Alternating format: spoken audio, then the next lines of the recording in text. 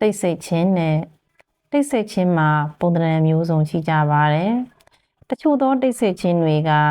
စာနာနားလည်ခြင်းရဲ့အထိမ်းအမှတ်ဖြစ်ပါတယ်။ဥပမာပြောမယ်ဆိုရင်အမျက်နှိုးဆုံးလူတစ်ယောက်ကိုဆုံးရှုံးလိုက်ရတဲ့သူအတွက်ဖြစ်သိမ့်နှစ်သိမ့်စရာစကားလုံးရှာမတွေ့တော့တဲ့အခါ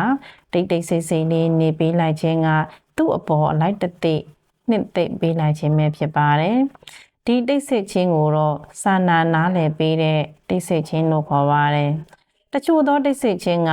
ချစ်မြတ်နိုးခြင်းရဲ့သင်္ကေတဖြစ်ပါတယ်။ကိုယ်သိချစ်တဲ့ချစ်သူတယောက်ရဲ့အနားမှာနေခွင့်ရတဲ့အခါစကားတန်တွေဆူညံနေတာထက်သူ့ရင်ခွင်မှာခေါင်းလေးမေ့မိထားရင်ငြိမ်ငြိမ်သက်သက်လေးနေရတဲ့တိတ်ဆိတ်ခြင်းဟာစကားလုံးများစွာပြောတာတဲ့ပူပြီးနဲ့ဆိုင်ညှိတွယ်စေလို့ဖြစ်ပါတယ်တဲ့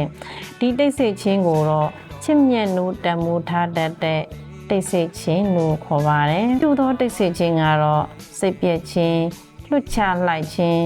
လစ်လျူရှုလိုက်ခြင်းဆိုတဲ့အဓိပ္ပာယ်ဖြစ်ပါတယ်။ဥပမာပြောမယ်ဆိုရင်လူတစ်ယောက်ရဲ့အပြုအမူတွေစကားလုံးတွေကြောင့်သူ့ကိုအထင်မြင်သေးသွားမိတဲ့အခါကိုယ့်ရဲ့ချစ်ချင်းမေတ္တာစေတနာတွေကိုတစုံတစ်ယောက်ကအတိမတ်မပြုဘဲအကျဉ်းချင်းထိခိုက်နာကျင်စေအောင်စော်ကားလာတဲ့အခါနှလုံးသားမှာနာကျင်တန်ရာဘလဘွားနဲ့ပြောစရာစကားလုံးတွေပျောက်ဆုံးသွားတဲ့အခါလုံးဝတိတ်ဆိတ်လစ်လျူရှုထားလိုက်တဲ့တိတ်ဆိတ်ခြင်းမျိုးပဲဖြစ်ပါတယ်ဒီတိတ်ဆိတ်ခြင်းကတော့စိတ်ပြက်လွတ်ချလိုက်တဲ့တိတ်ဆိတ်ခြင်းပဲဖြစ်ပါတယ်ရှင်တချို့သောတိတ်ဆိတ်ခြင်းကတော့နှလုံးသားရဲ့အင်းငိမ့်ချမ်းသာစေသောတိတ်ဆိတ်ခြင်းမျိုးပဲဖြစ်ပါတယ်နှလုံးသားကို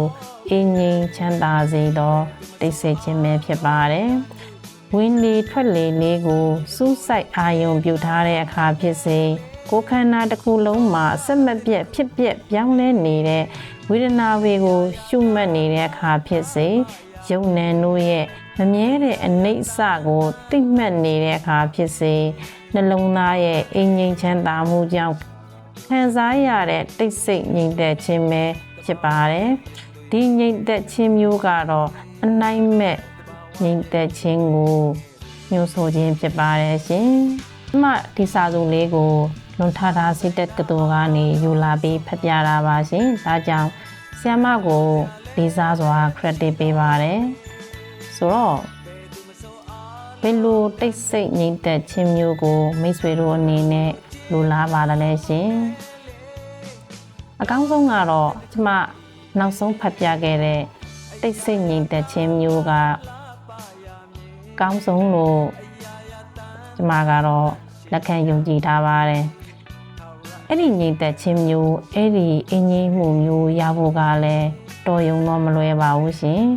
လွယ်ဘူးဆိုပေမဲ့ဒီတိတ်ဆိတ်ငြိမ်သက်ခြင်းမျိုးအင်းကြီးမှုမျိုးကသာကျမတို့ကို